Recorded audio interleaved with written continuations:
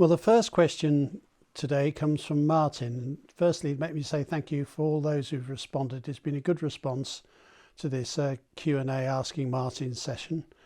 And someone with my name Martin has come back with a question here. Please ask Martin, does a bet stand out that gave him the most satisfaction? Well, there's two answers to this. The first is there was a bet that did give me a lot of satisfaction that's absolutely nothing to do with Cheltenham.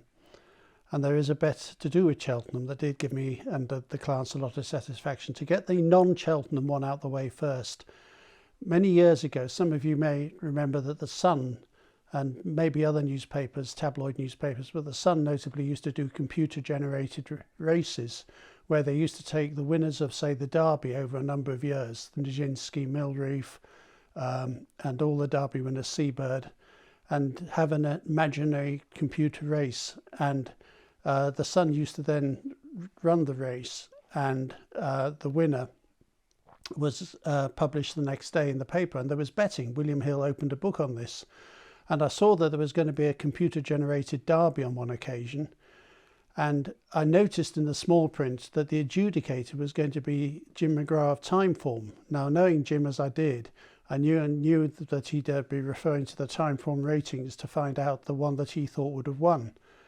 And so I thought, well, there's only one possible winner here, and that's going to be Seabird, who won a sensational derby in sensational style. And William Hill made him about 6-1. I think they made Nijinsky or Millreef favourite, and Seabird was 6-1. So I had a big bet on it. I remember going to Fleet Street or that part of London the following night, and waiting for the paper to come out to give the result. And I had a three-figure sum on the horse to win, on Seabird to win. And so the biggest win I had was on a race that didn't actually exist. So that gave me a lot of satisfaction, and it was probably the bet of all time. Seabird was duly announced the winner, I should say. Though they did have Blakeney in third, which I found a bit strange because he was one of the weakest Derby winners, but that's another argument. As for Cheltenham, there's one horse that stands out, and we're going back to 1989, a horse trained by Richard Holder in the Truimph Hurdle called Ikdam, who won at 66-1. And Peter O'Sullivan did a wonderful job to pick him out in the gloom.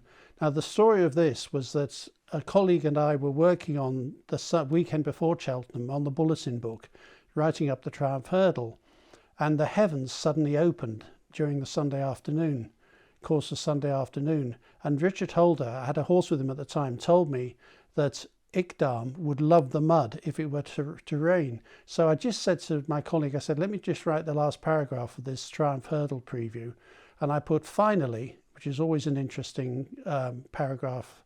Any paragraph that starts with the word finally at the end, you've always got to watch out for it because there's going to be some major piece of information.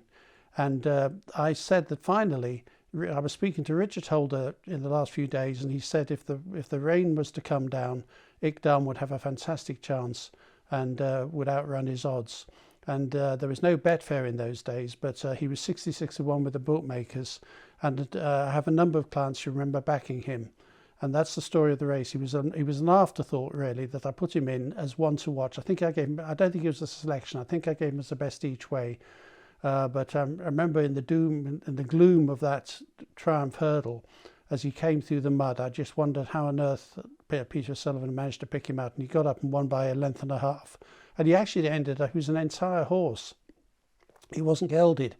And I think he went on to run on the flat, and I'm pretty sure he became quite a successful sire. So that's the answer to that question. Two bets stand out, one on a race that never happened, and the other on a 66-1 shot that won at Cheltenham.